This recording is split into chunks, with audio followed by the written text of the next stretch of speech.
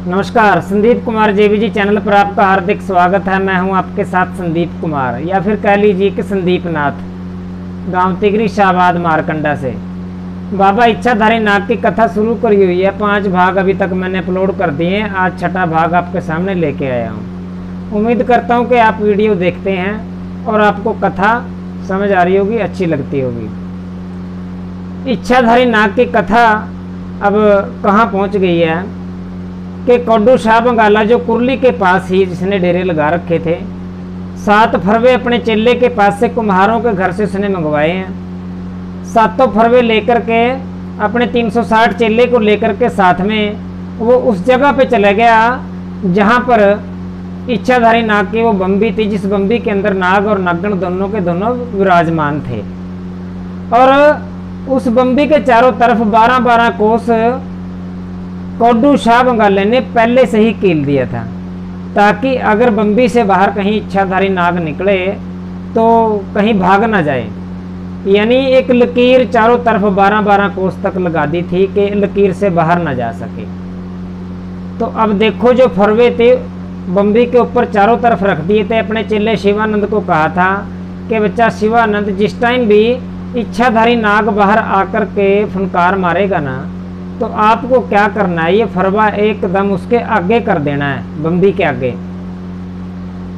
तो सोने की बीन स्वर्ण बीन लेकर के कौडू शाह बंगाला 6 राग 36 रागणी का लहरा बीन के अंदर बजाया उसने।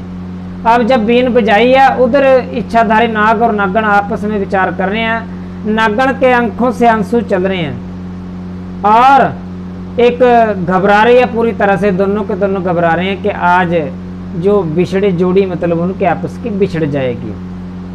क्योंकि इच्छाधारी नाग को पता था कि जो अपने चेले साथ में लेकर के इसने मतलब ये मेरे को पकड़ने के लिए ही आया है और हो सकता है कि मेरे को ये काबू कर ले। तो अब इच्छाधारी नाग को भी कहीं ना कहीं ये लगने लगा था कि शायद ये मेरे को कहीं पकड़ ना ले। फिर भी इच्छाधारी नाग ने धैर्य रखा और साहस किया। साहस करके जैसे ही बाहर कौडू शाह बंगाले ने बीन बजानी शुरू करी है और उसको मजबूर कर दिया इच्छाधारी नाग को बाहर निकलने के लिए। जब मजबूर किया इच्छाधारी नाग को बाहर आने के लिए, तो इच्छाधारी नाग बम्बी से जैसे ही थोड़ा सा हल्का सा उसने ऊपर अपना फना निकाला तो जिस टाइम उसने फना निकाल करके फनकार मारा, और उसी टाइम कौडू शाह बंगाले का जो चेला था शिवानंद, जैसे कौडू शाह बंगाले ने बता रखा था, एकदम बम्बी के ऊपर उसने क्या कर दिया कि वो एक फरवा रख दिया। जो सारा का सारा फनकार का असर था, जो आग फेंकी थी कि नाग देवता आया था कि इसको जला करके फूंक के खत्म कर दूंगा कौडू शाह बंगाले को, लेकिन उसका वार खाली चला गया। वो वार कहाँ चला गया? जो फरवा था, यानी जो मटका था। अब जब इच्छाधारी नाग ने फुनकार मारी और वापस बम्बी के अंदर प्रवेश किया, उधर कौडू शाह बंगाले और शिवानंद ने देखा, वो फरवा देखा तो फरवा बिल्कुल लोहे की तरह पक्का हो गया, जैसे लोहा हो। उस फरवे को कौडू शाह बंगाला ने इशारा कर दिया, पहले से ही बता रखा था कि इसको पीछे रख दे। शिवानंद ने वो फरवा पीछे रख दिया। अब दूसरी बारी बात आई, बीन बजाता रहा। दूसरी बार कौडू शाह बंगाला जब बीन बजाता ही रहा और इस बार भी गुस्से के अंदर भर करके और इच्छाधारी नाग अपनी बम्बी से बाहर आया। बम्बी से बाहर आकर के जब फनकारा मारा, इस बार भी शिवानंद ने वो फरवा आगे कर दिया। जब फरवा आगे किया, सारा का सारा जो वार था वो फरवे के अंदर यानी उस मटके के ऊपर ही लगा। तो दाता लोग को पीर महाराज की प्यारी संगत, इस बार भी जो फरवा था वो पक्का हो गया। लोहे की तरह पहले वाला हुआ था, लोहे से कुछ कम लेकिन पक्का बिल्कुल पूरी तरह। आप फनकार मार करके वापस इच्छाधारी नाग अंदर गया। इच्छाधारी नागण ने पूछा, हे पतिदेव, क्या आपने कौडू शाह बंगाले को खत्म कर दिया सपेरे को? लगा कहने के नहीं भगवान, मैं उसको खत्म नहीं कर सका, क्योंकि जब भी मैं बाहर निकल के फनकारा मारता हूं तो मटके उनके पास कच्चे मटके हैं जो साथ लेकर के आए हैं, वो मटका आगे कर देता है और मेरा कोई उसके ऊपर वार नहीं चल रहा। जब इतनी बात सुनी है, जारो जार रोने लगी है नागन जो थी। हे पति देव, मैं आपके बिना कैसे जीऊंगी, मैं आपके बिना जी नहीं पाऊंगी। अगर आपने इसको, अगर इसने आपको काबू कर लिया आज, अगर अपने साथ ले गया, इससे अच्छा तो ये होगा कि आप बम्बी के अंदर ही रहो और मैं जाती हूँ, मैं अपने फनकार से इसको खत्म कर दूंगी। लेकिन नहीं, इच्छाधारी नाग ने कहा कि नहीं, मर्द का काम नहीं पीछे हटने का। जब तक मेरी जान में जान है, इस शरीर के अंदर जान है, तब तक मैं आपको बाहर नहीं जाने दूंगा, आपको निकलने नहीं दूंगा। ये बात कह करके आपस में बातें कर रहे हैं और उधर से कौडू शाह बंगाला बीन बजा रहा है। अब बीन का लहरे के ऊपर जब मस्त हुआ नाग, मस्त होकर के उसको बाहर निकलना पड़ता था, मजबूर कर दिया नाग को। जब बाहर आया, तीसरा फनकारा मारा तो पहले की दो की तरह इस बार भी सारा का सारा वो फनकार का असर, तीसरा फरवा शिवानंद ने आगे कर दिया। ओहो, कोई बस ना चले इच्छाधारी नाग के, कोई बस ना चले। इच्छाधारी नाग मजबूर हो गया। शक्ति होते हुए भी आज एक सपेरे के आगे हार माननी पड़ रही है। दोबारा से बिल के अंदर यानी बम्बी के अंदर चला गया। बम्बी के अंदर गया, उधर कौडू शाह बंगाला अपनी बीन बजाई जा रहा। चौथी बार इच्छाधारी नाग गुस्से के अंदर ऐसे ही कि कभी तो वार जाएगा, कभी तो वार उसके ऊपर लगेगा। लेकिन चौथी बार भी बहुत ही सावधान, बहुत चालाकी के साथ शिवानंद को, जैसे पहले बता रखा था, शिवानंद ने इस बार भी फरवा आगे कर दिया। जो पहले के 3 फरवे पूरे के पूरे पक्के थे, लोहे की तरह थे, इस बार का जो फरवा था वो कुछ कच्चा रह गया, यानी पहले वालों से कच्चा रह गया। लेकिन आज के समय में जो बर्तन हैं, जो मटके हैं, उनसे लेकिन पक्का था। तो पीर महाराज की प्यारी संगत, अब जब वापिस नाग देवता चौथा फुनकार मार के वापिस अंदर गया, अब नागन लगे कहने, हे पति देव अब क्या होगा।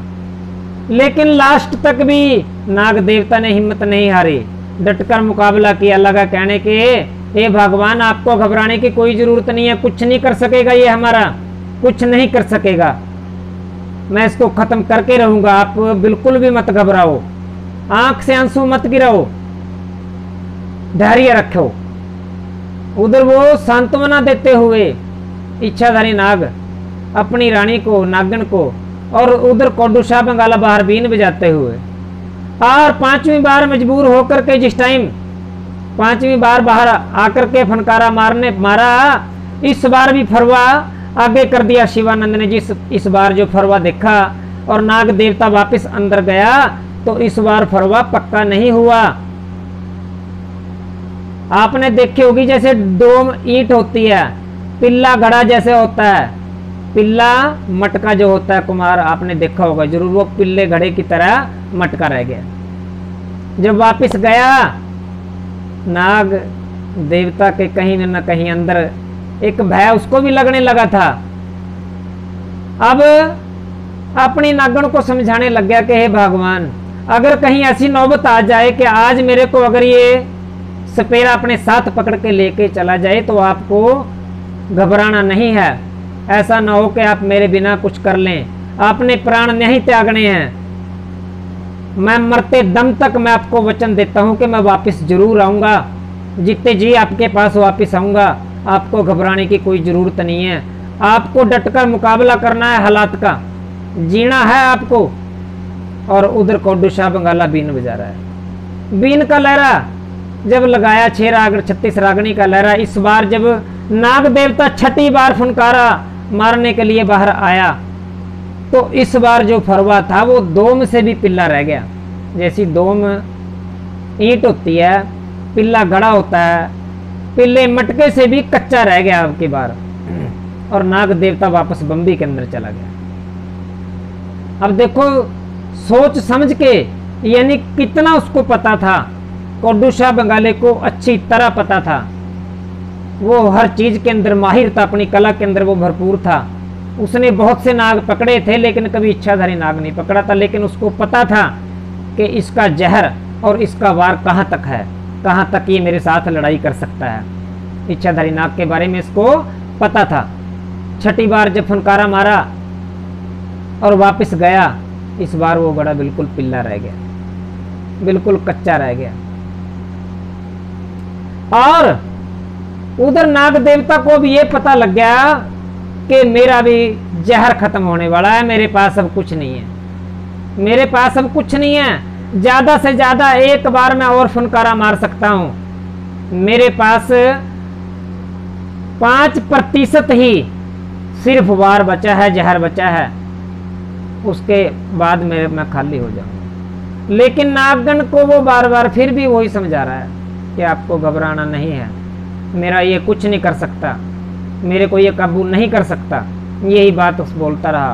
और जब 6 राग 36 रागनी का लहरा जब लगाया और 7वीं बार जब इच्छाधारी नाग बाहर आकर के फुनकारा मारा है, और उसी टाइम शिवानंद ने वो घड़ा यानी पिल्ला मटका जो आगे किया, कच्चा फरवा जो था वो आगे किया, तो पीर महाराज की प्यार संगत यहाँ मैं आपको बताना चाहूंगा कि जैसा वो कुम्हारों के घर से लेके भी आया था ना शिवानंद भिक्षा के रूप में उस फरवे को, कच्चे बर्तन को, ऐसा का ऐसा ही पिल्ला रह गया, वो बिल्कुल कच्चा का कच्चा ही रह गया, उसमें थोड़ा भी फर्क नहीं पड़ा, हल्का एक नाम मात्र भी फर्क नहीं पड़ा। यानी जैसा कच्चा बर्तन कुम्हार तैयार करता है वैसा का वैसा ही वो मटका रह गया। नाग को पता लग गया कि अब मैं इसके आगे कुछ नहीं कर सकता। इच्छाधारी नागण कहे कि आपको बाहर नहीं जाना है, लेकिन मजबूरी ये है कि उसने 6 राग 36 रागनी का लहरा लगा रखा है, बीन बजानी उसने शुरू रखी है, साथ में चेले उसके पीछे खड़े हैं, वो भी बीने ले रहे हैं, वो भी बीन बजा रहे हैं। और अब गुस्से के अंदर नाग देवता भर रहा है। अब नाग देवता ने ये कहा कि मैं बाहर निकलूंगा, और इसको अब मेरे पास क्या वार है कि इसको अपने लपेटे के अंदर लेकर के और इसको काबू करके जकड़ करके इसके दम घोट करके इसको खत्म कर दूंगा। लेकिन पीर महाराज की प्यारी संगत उस भगवान को कुछ और ही मंजूर था, ऐसा वो नहीं कर सका। 7वीं बार जब उसका कोई वार नहीं चला तो 8वीं बार क्या होता। 7 के 7 मटके साइड में रख दिए हैं कड्डू शाह बंगाले ने, जैसे पहले से सभी चेलों को बता रखा था कि 7 बार वो करेगा, 8वीं बार भी उसके पास कुछ नहीं होगा।